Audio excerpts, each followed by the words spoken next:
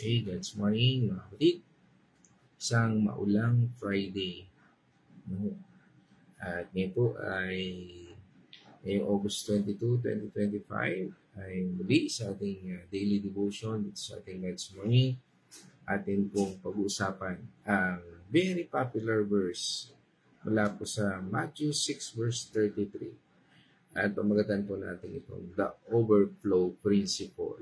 How God provides when we pursue Him. So ngayon po sa ating panimula at pambungad na pananalangin at ipaglapit sa presensya ng Panginoon, tayo po ay sasamahan ng aking partner para tayo pangunahan sa pagbabasa ng ating scripture at pangunahan tayo sa ating paglapit sa ating Panginoon. God's morning mga kapatid. Tayo po ay babasa sa Mateo 6 verse 33. Ngunit higit sa lahat ay pagsikapan ninyo na kayo'y pagharian ng Diyos at mamuhay ng ayon sa kanyang kalooban at ibibigay niya sa inyo ang lahat ng inyong pangangailangan. Tayo po ay manalangin. Panginoon, aming Ama, hallelujah, O Lord, itinataas ka po namin sa pinakamataas na kalagayan, Panginoon. Maraming salamat, Panginoon, sa patuloy na paggabay mo sa bawat isa. Ngayon, Panginoon, pag-aaralan muli namin ang iyong mga salita, Panginoon. Nawa ay kami ay iyong samahan sa pag-aaral na ito. Wala po kami magagawa, wala po kami maiintindihan, kundi dahil sa inyong banal na Espiritu. Pagbabayan niyo po ang bawat isa, Panginoon, upang mapagnilayan at maisapamuhay namin ang iyong mga gustong sabihin sa bawat isa sa amin. Nang sa ganon ay ito ang aming mabaon, maging sandata at malakaran namin sa mga susunod na araw, Panginoon. Maraming salamat po, Panginoon, sa protection na ibibigay mo sa bawat isa sa amin. Ganon din, Panginoon, pangunahan mo po ang aming mga gagawin. Ikaw po ang manguna sa bawat isa sa amin. Ikaw nawa ang makita sa aming pananalita, sa aming kilos, Panginoon, sa aming mga kasalamuha. May bahagi ka nawa namin sa kanila, Panginoon. Maraming salamat po. Ang lahat po ng ito ay aming ipinapanalangin sa pangalan ng inyong anak na si Jesus. Amen. Amen. Okay, amen. So isang, sabi nga ito ay popular verse. Ano? At dito sa ating tinatalakay, sabi doon sa Amplified Version. But first and most importantly, seek. It means aim at strive after what? His kingdom and His righteousness. No?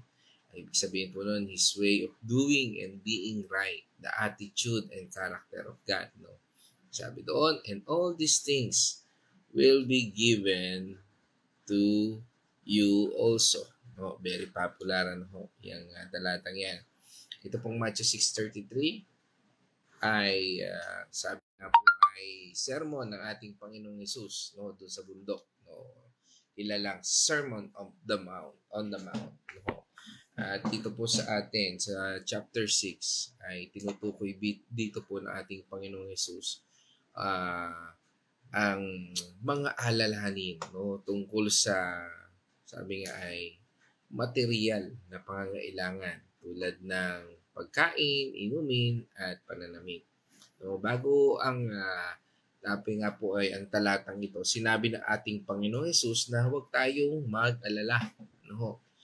If you notice that, no, sabi nga huwag tayong mag-alala dahil ang mga hentil o yung mga sabi nga ay mga hindi naniniwala sa Panginoon Diyos ng panahon na yon, no, dahil tayo ngayon ay mga hentil na naniniwala, no, ang mga naghahanap ng mga bagay na iyon, no, sa panahon noon.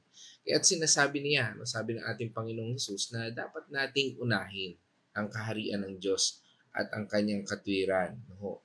At sabi doon ng ating Panginoon, idadagdag niya ang lahat ng ating mga pangangailangan at ibibigay din sa atin.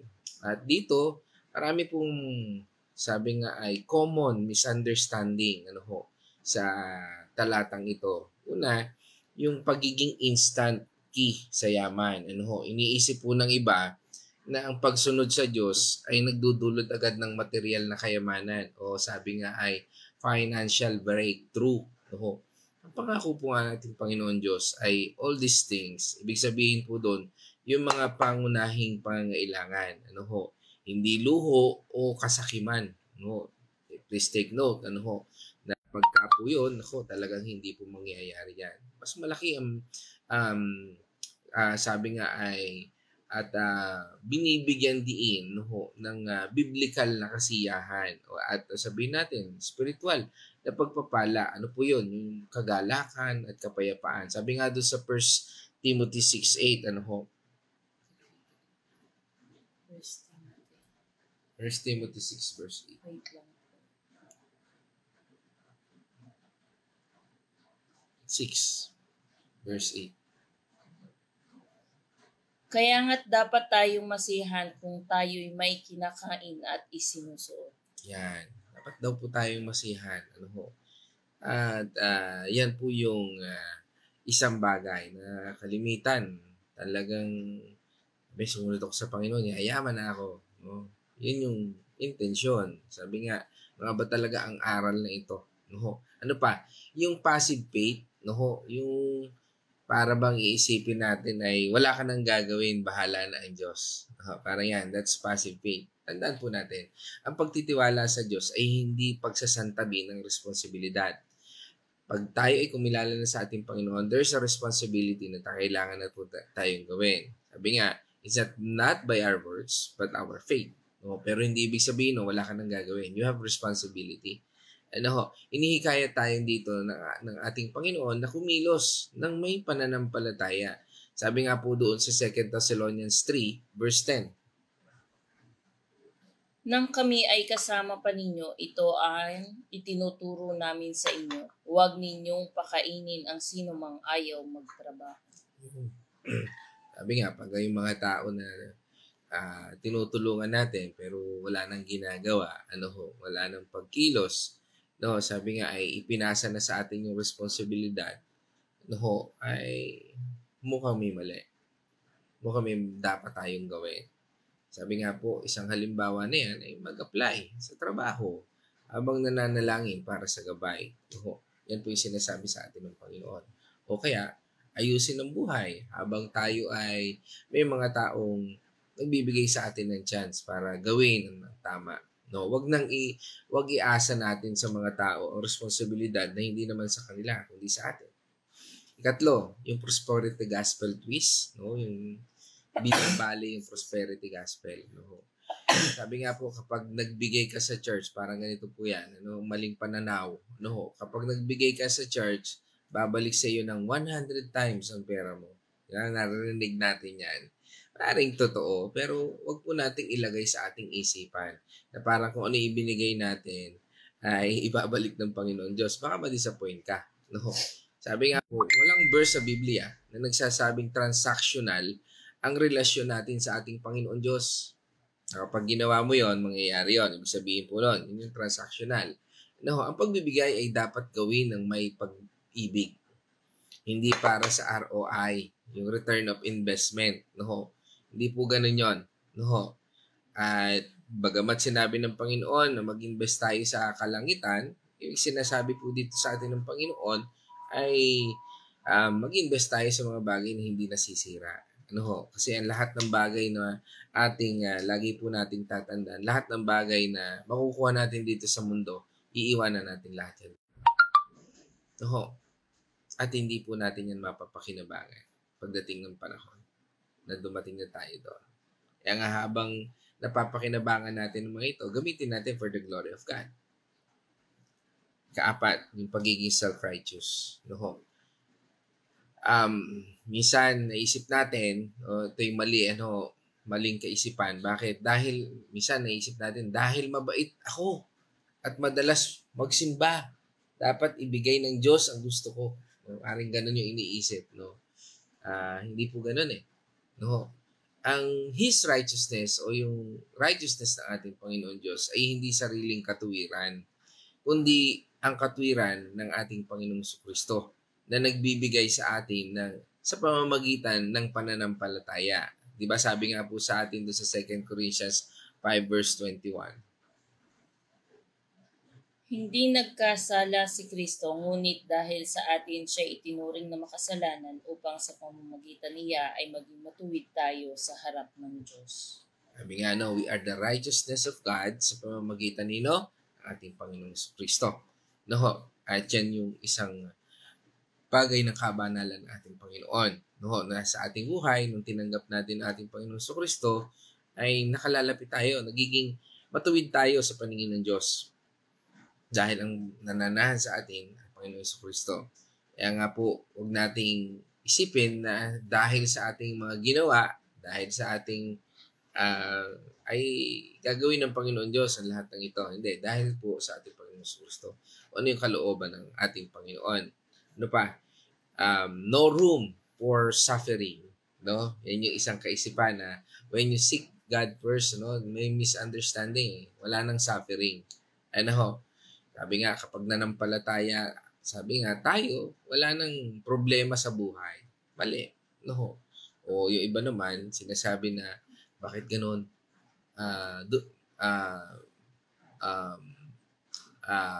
Kung kailan ako sumunod sa Panginoon, lalo pa ako naghihirap. Medyo questionable rin. Ano ho?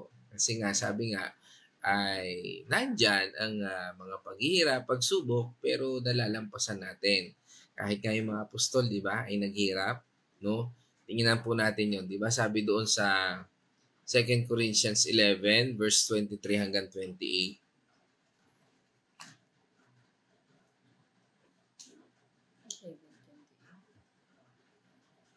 Sila ba'y mga lingkod ni Kristo? Nagsalita akong parang isang baliw, ngunit ako'y mas mabuting lingkod ni Kristo kaysa kanila.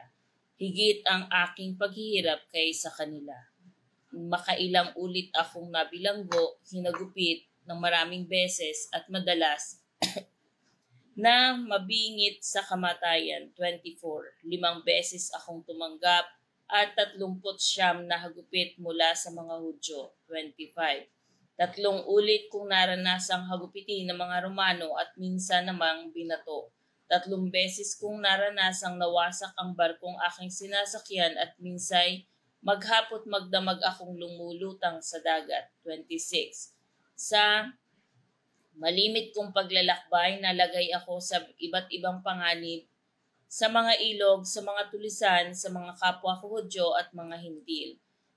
Mga panganib sa lungsod, sa ilang, sa dagat, sa mga nagpapanggap na mananampalataya. 27. Naranasan ko rin ang labis na hirap at pagod, malimit na pagpupuyat at matinding gutom at uhaw. Naranasan ko ang ginawin, ngunit wala man lang akong maibalabal.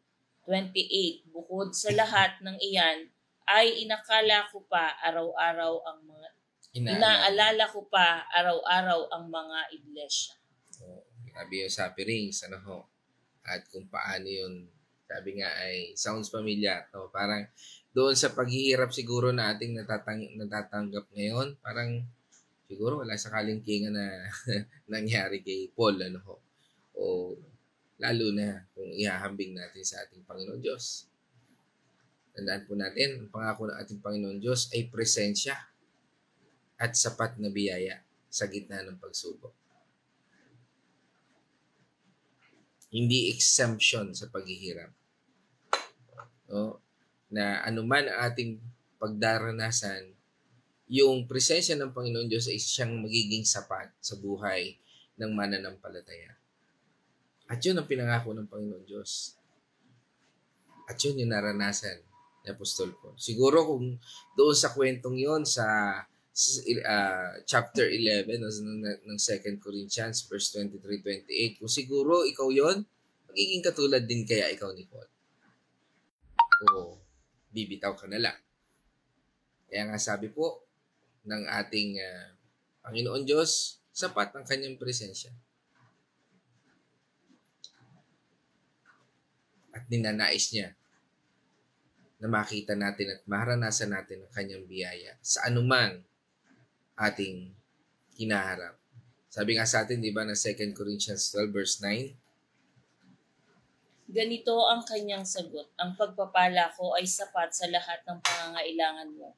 Lalong nahayag ang aking kapangyarihan kung ikaw ay mahina, kaya't buong galak kong ipagmamalaki ang aking mga kahinaan upang lalo kong madama ang kapangyarihan ni Kristo. Amen. Sa ating mga paghihina, dalawang bagay. Susuko o magpapatuloy.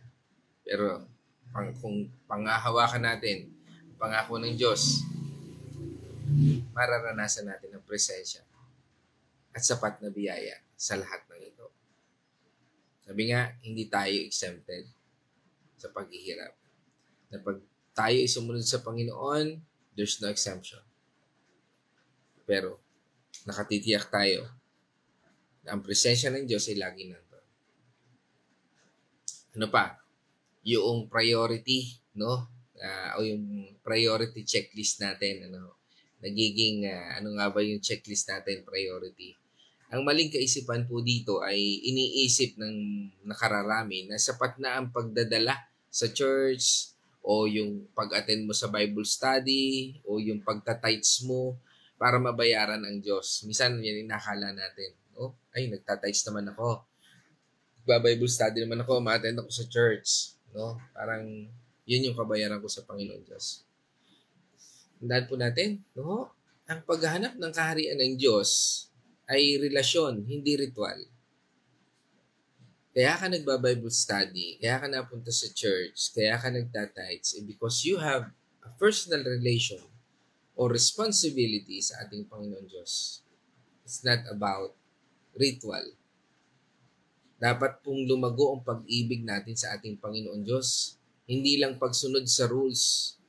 Kaya nga sabi sa atin ng ating Panginoong Jesucristo, di ba? Doon sa John 14 verse 15. John 14 Verse 15. Kung iniibig ninyo ako, tutuparin ninyo ang aking mga itinuturo.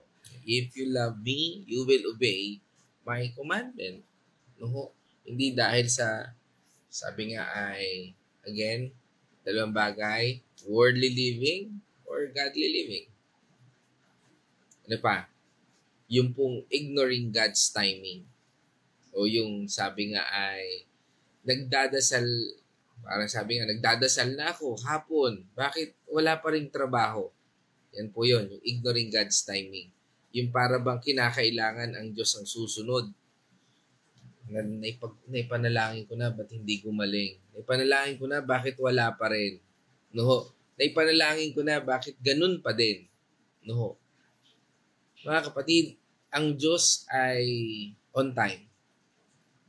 Hindi po siya nahuhuli at hindi nauna. At hindi rin siya on demand. Minsan, ang kanyang hindi pa ay bahagi ng paghubog sa atin.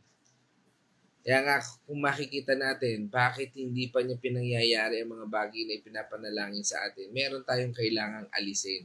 Meron tayong kailangang baguhin. At meron tayong kailangang sundin. Yan ang paggagabay ng ating Panginoon. Sabi nga doon sa Romans 5, verse 3 and 4. Romans 5, verse 3 and 4. Hindi lamang iyan, ikinagagalak din natin ang mga kahirapang ating tinitiis dahil alam nating ito'y nagbubunga ng pagtitiyaga. 4. At ang pagtitiyaga ay nagbubunga ng katatagan at ang katatagan naman ay nagbubunga ng pag-asa. Amen. So yan po ginagawa sa atin ng Panginoon. Kaya po, mga kapatid, ang Matthew 6 verse 33 o ating scripture for today ay hindi tungkol sa kung ano ang makukuha natin, kundi sa kung sino ang dapat nating mahalin ng higit sa lahat. Ang Diyos ang goal, hindi ang blessing. O sabihin natin, ang blessor ang goal natin, hindi ang mga blessing. Sabi nga po dito sa ating title ngayon, The Overflow Principle, na pinag-uusapan natin dito sa Matthew 6:33. Ibig sabihin nito, kapag inuna natin ang Diyos, ang kanyang kaharian, hindi lamang niya ibibigay ang ating mga pangangailangan, kundi ibubuhos pa niya ang mga pagpapala sa ating buhay. Diba sabi niya doon, but first and most importantly, seek His kingdom. Ang ibig sabihin po nito ay dapat nating hanapin ang Diyos ng higit sa lahat. Dapat po nating gawing prioridad ang kanyang kalooban, layunin, at presensya sa ating buhay.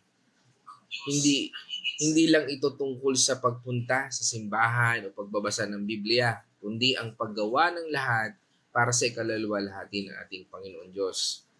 At doon sa sumunod na talata, sabi niya, and His righteousness. Ang katwiran ng Diyos ay ang kanyang pamantayan ng tama at mali. Diba?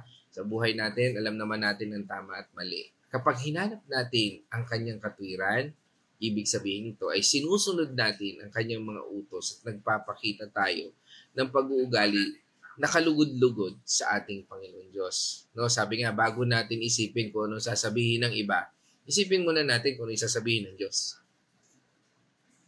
Di ba, minsan conscious tayo sa sasabihin ng kapitbahay natin, no? Pero ano nga ba yung sinasabi ng Diyos? Minsan nahihiya tayo sa sasabihin ng kapitbahay, pero hindi naman natin sinusunod kung ano yung sinasabi ng Diyos. Alam mo yung Diyos? Alam niya yung isipan at puso mo even yung intention mo. Pero yung kapitbahay mo, ano man ang gawin mo, maging tama ka man, maging mali ka, mas pipiliin nilang tingnan kung ano yung gusto rin nila na makapagbibigay sa kanila ng pabor. Kaya nga kung susundin mo yung sinasabi ng Panginoon Diyos, maaring mabago sila dahil para na rin sila nakapagbasa ng Biblia. Naituwid nila yung tamang pananaw at tamang direksyon ng buhay. Kaya nga sinabi doon sa susunod na talata, and all these things will be given to you also. Sabi nga, ito yung pangako. Kapag inuna natin ng Diyos, hindi na niya tayo pababayaan. Ibibigay niya ang lahat ng ating mga pangangailangan. Pagkain, damit, tirahan, at iba pa. Hindi lamang yon, ibibigay din po ng ating Panginoon Diyos ang mga bagay na higit pa sa ating mga pangangailangan. No, ano po yon? Yung kapayapaan, kagalakan, at kasiyahan. Na masigit at hindi kayang ibigay ng mundong ito. Only God can give. Sa ating buhay, bilang mga tagasunod ng ating Panginoong Jesucristo, madalas po tayong maharap sa mga pagsubok na sumusubok sa ating pananampalataya. May mga pagkakataon na mas binibigyan pansin natin ang ating mga problema kaysa sa Diyos. Kaya nga when we worship Him, no? Yeah, we praise God. But when we worry, we worship Satan. No? Yun lang po yun. Pag binibigay natin sa Panginoon Diyos ang ating mga alalahanin, nagtitiwala tayo sa gitna ng ating mga pangamba, takot, o problema, sakit. No? Kahit na meron tayong karamdaman, purihin natin ang Diyos. And He will overflow sa buhay natin. Pero kung hayaan natin ang ating mag-aalala tayo, no? We worship Satan. Ano ba ang gagawin ni Satan sa buhay natin? No. Sabi nga, he comes to kill, steal, and destroy. Yan ang purpose niya. Kaya tila parang sabi nga ay lantang gulay tayo. Bakit? Kasi mas pinili natin yun. Life is a series of choices. Sabi nga po. Dami natin pwedeng pagpilian. Piliin natin yung tama, piliin natin yung mali. At malimit, pagka tayo ay nakatingin sa mga worldly o sabihin natin material thing, we are subject to fail. But if we look to our Lord Jesus Christ, our God, makikita natin, He will fulfill. Makikita natin yung purpose natin. Sabi nga, a purpose-filled life. Ang buhay na pinuno ng ating Panginoon Diyos. Ang Matthew 6:33 po ay isang paalala na dapat nating baguhin ang ating pananaw. Ano po yun? Priorities. No, ano nga ba yung priority natin? Ano nga ba talaga ang prioridad natin? Ang pera ba? Ang karir? O ang approval ng ibang tao? Dapat nating suriin ang ating mga puso at tiyakin na ang Diyos ang nasa unang lugar sa ating buhay. Ano pa? Yung trust, pagtitiwala. Naniniwala ba talaga tayo na kayang ibigay ng Diyos ang lahat ng ating mga pangangailangan? Kung naniniwala tayo, dapat tayong magtiwala sa Kanya ng buong puso at huwag mag-alala.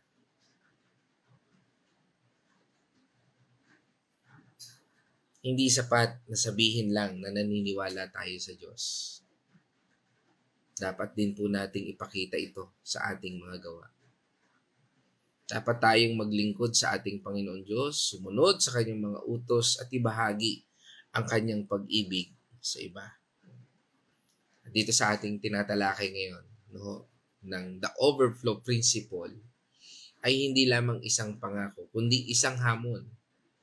Nahamon tayo nito na magtiwala sa ating Panginoon Diyos ng higit sa lahat at hanapin natin ang Kanyang kaharian ng buong puso. Kapag ginawa natin ito, makikita natin ang Kanyang kamangha-manghang pagpapala na umaapaw, dumadaloy sa ating buhay. Mga kapatid, dito po ako magtatapos.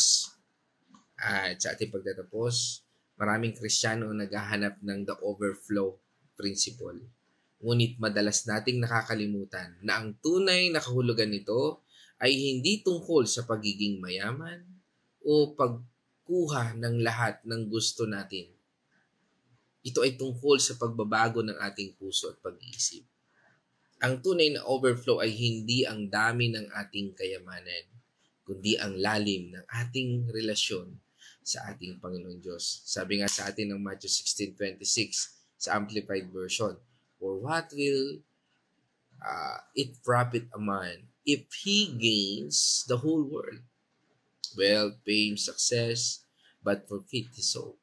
Or what will a man give in exchange of his soul?" Sabi po dun sa Tagalog, Sapagkat ano ba ang mapapala ng isang tao makamtan man niya ang buong daigdig, ngunit mapapahamak naman ang kanyang sarili? Ano ba ang maibabayad ng isang tao para mabawi niya ang kanyang buhay? Amen.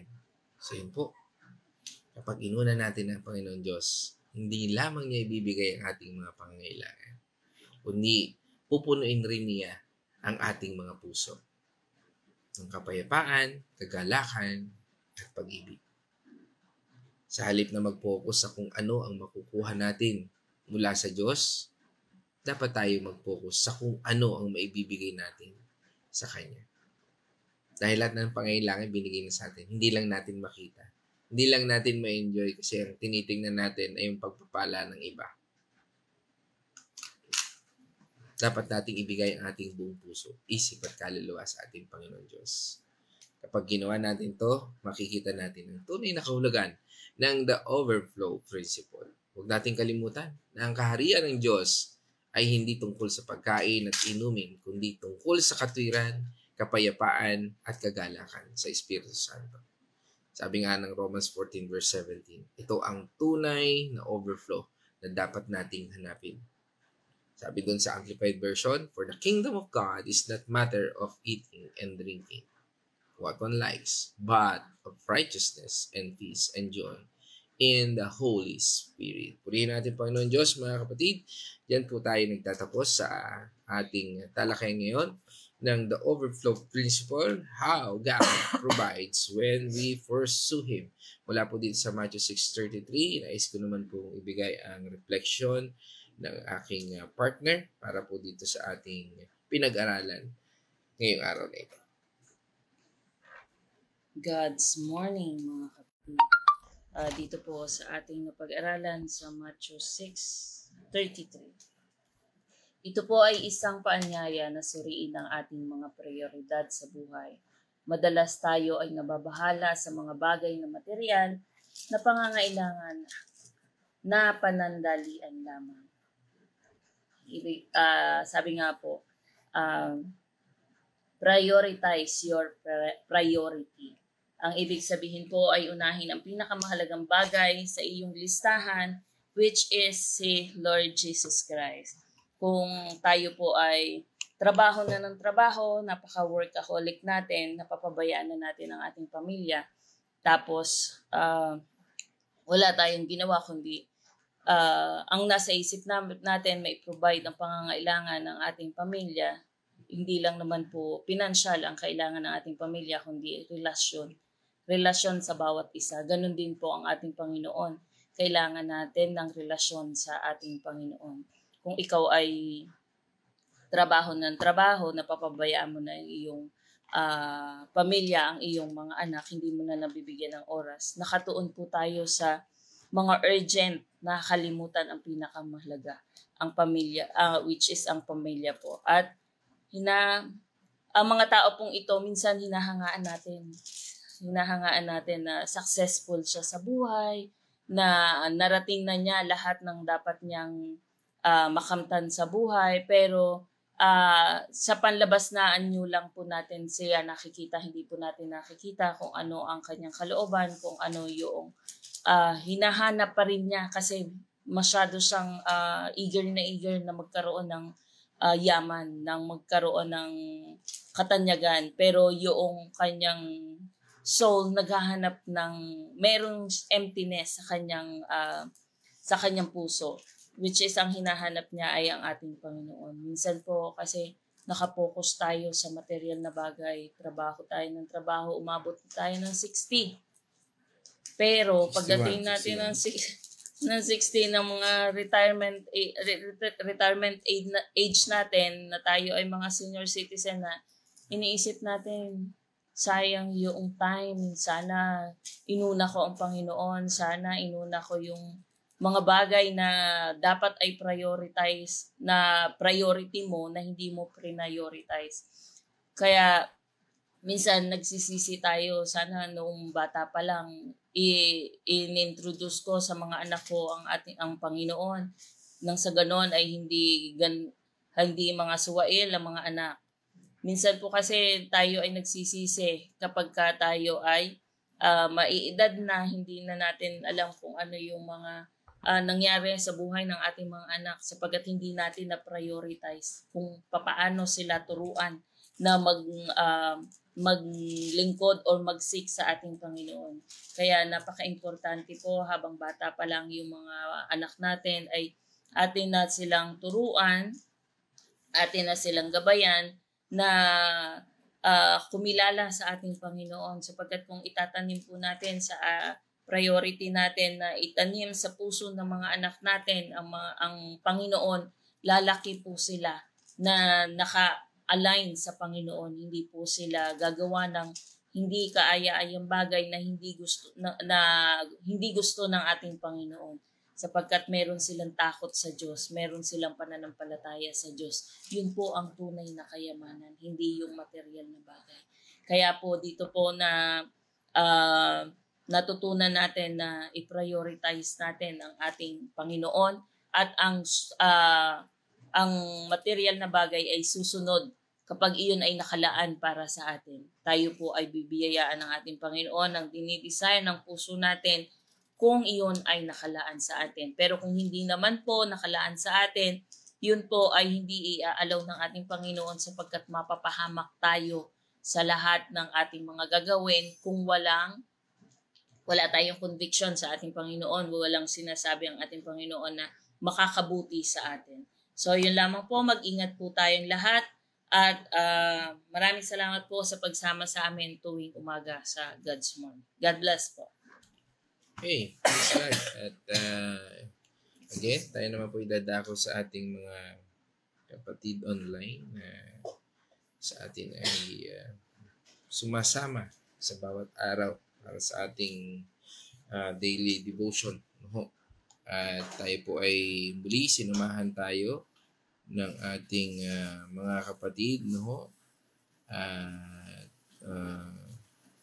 Sabi nga po dito ay, yan, tayo po ay pinangunahan, no, ni Nay Edna, no, mula po sa bayan ng Liliw. Kasama po natin ang Arocena family. Yan. At sinundan po din tayo ng diyan sa Bulakin. Kasama po natin si ah, Ate Marta, no? At kasama natin diyan si Nanay Gloria at ang Kuya Chris sa mapagpalang umaga po. At ganun din sa mula po sa lugar ng Villa Escudero, no? Kasama rin po natin si Nay Winnie Patuan, no? At syempre sinundan din po yan ng aking magandang nanay mula po sa Santa Rosa, Laguna. Batiin na natin ang buong family ng Getcano Mercado. Yan, kasama po ako dyan. Yan din ang Patual, Arocena, at Artillaga, Silang. Yan, kasama po natin ngayon. No? At yan, sinundan din po tayo na yan. Okay, so ito sabi ni Ate Marta, Sister Marta, ako'y nagpapasalamat sa pag-iingat sa amin ng Diyos. Nagising po ako 12 midnight at nang ako'y lumabas sa kusina ay ang laki na po ng apoy. Nag-short circuit po siguro ang saksakan ng rep. Salamat at ako'y nagising. Ano pa yun? Sandali. At ako'y nagising. Di ako nagpanik. Sa halip, iniling ko sa Lord na ako'y bigyan ng karunungan. Binuhusan ko ng tubig at naapulan naman ang apoy. Salamat sa Lord. Okay? So medyo delikado yan, Ate Marta. No? At kalimitan po sa ganyan. Isang paalala. Huwag po natin bubuhusan ng tubig. Gamit tayo ng blanket. No? Yan. Blanket. Tapos atin pong takpan, no? Basta makapal na blanket, yung hindi ka takpan, tapos sugutin po yung kasi nga po ay yan po ay kuryente, pwede ka pong makuryente, ibig sabihin dumaloy sa iyo at mapahamak. Pero sa biyaya ng Panginoon, buti lang worst scenario, At okay, praise God, yan. Yan, dito naman po. Nagulat ako din eh. Okay, so, yan. Kasama rin po natin.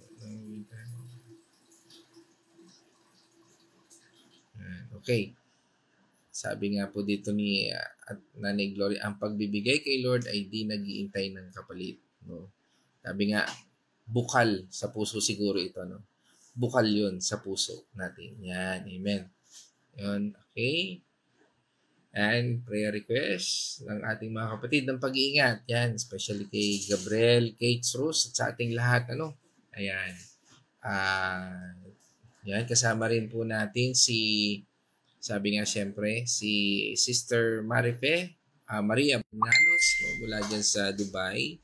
Kasama rin po natin. Yan, pagbati sa buong mga pamilya, Andal, Villegas, yan, Mercado, salamat po. Kalakasan, prayer request ng Kalakasan kay Kuya Chris, Chakinay, Joseph, Gloria Alejandrino, Jezebel, Kuya Victor, and Josie, yan. Siyempre, pagbati ulit natin sa mga pamilya, ating mga kapatid, kay pamilya ni Brother Rolly, Malaspas, Brother Ezekiel, Kalakasan ni Sis Wenny, Pastora Pe, Marta at Ate Winnie, Yan, pag-iingat kay Ian, Pastor Eds, Casey at sa lahat. Yan, kagalingan po ni Roan, Malasmas Bonbani, Amen. Lubos na kagalingan ni Chris, kagalingan po ni Sister Alma Tatel, pag-iingat kina Maria, Lorena, Anthony, Jerome, Julius, Ella, Gabi. Yan. Kagalingan po ni Kuya Victor. Yan, nabanggit na rin po natin yan kanina. Yan, yan kay Chris, nag-aayos na ating church. Yan, kagalingan. Yan. At sabi nga ay, yan, syempre sa aking asawa, pamilya na aking asawa, Castillo Mandigma. Yan. Amen. Okay. Ayan. Andal family, De Los Santos, Nonoso, Talavera, Go, at Patual family. Ayan. Mula po kay Nay Gloria. Pag-iingat kila Angel, Sister Angel, Brother Rolly, yan, Ezekiel, yan. Amen. Pag-iingat sa mga kapatid, yan. Okay. At syempre kasama rin po natin ang aking magandang pinsan mula sa Alamada, Cotabato. Yan, ang aking magandang pinsan, si Ate Lilibet Chua. Yan. Diyan. Glory. Yan. Glory to our amazing God. Amen. Our Almighty God. Yan. Salamat po. Yan. Okay. Praise God po. Yan. At syempre kasama rin natin ang aking ate at ang buong pamilya ng Azucena Tanyo, si Ate Carmeline. No? Naku, hindi nakapag-jogging ito. At maulan. No? Yan. Yan. Yan. And that's all. Ay na-mention na po natin lahat. At purihin ang ating Panginoon Diyos. At ngayon naman po tayo dadako sa ating pananalangin para sa ating pagtatapos. At tayo po ay manalangin. O manaming Diyos na makapangyarihan. Salamat po Panginoon sa pagre-reveal, Panginoon, ng message na ito mula po sa isang popular verse na madalas namin nakikita, madalas po namin nagagamit, at patuloy, Panginoon, ang iyong salita ay patuloy na nangungusap, O Lord, at patuloy, Panginoon, na nagbibigay ng mensahe sa iba't ibang anyo ng aming buhay, paghamon, pagharap namin sa buhay na ito. Patuloy mo kami, Panginoon, pinagkakalooban ng knowledge and wisdom, O Lord, upang tunguhin namin, Panginoon, ang tamang relasyon sa iyo at ang tunay na kahulugan ng iyong salita sa aming buhay. Salamat, Panginoon, dahil patuloy mo kaming ginagabayan, iniingatan sa lahat ng aming iniisip, ginagawa at sinasabi. Patuloy, Panginoon, we acknowledge, Lord, na ang mensaheng ito ay nagmula lamang sa iyo sa pamamagitan ng iyong banal na Espiritu na siyang tunay na nagturo sa aming lahat at patuloy na gumagabay sa aming lahat. Tuloy po namin idinadalangin na sa iyong pag-iingat, sa iyong patnubay, kami po ay pagharian niyo ng iyong presensya at ng iyong mayamang biyaya. At patuloy namin idinadalangin ang aming mga kapatid na nabanggit sa pag-iingat, Panginoon, saan man lugar ang bawat isa ay naroon. O Lord, dinadalangin namin ang your divine protection at intervention sa bawat isa sa oras at araw na ito, sa bawat mga tao ng aming mga nabanggit at mga taong makikinig pa lang, O Lord, sa mga taong makakarinig ng salitang ito, Lord. Ang patnubay at gabay, pagpapala ay nasa iyo. Salamat sa kagalingan, kalakasan na patuloy mo pinagkakalob sa bawat isa sa amin. Ikaw po ang aming pinupuri at pinasalamatan sa lahat ng ito.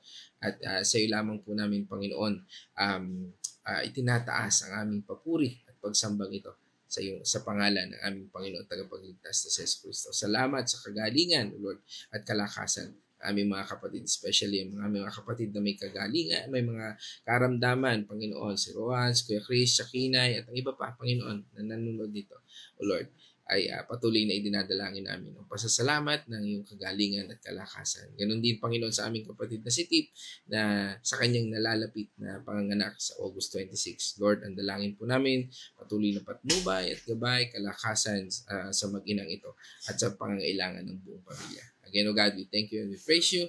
In this I pray in the name of our Lord Jesus Christ. Amen. Mga kapatid, let us shout the shout of victory. Christ has died. Christ has risen. Christ will come again. Christ. Together we are for Christ. Okay, God's morning.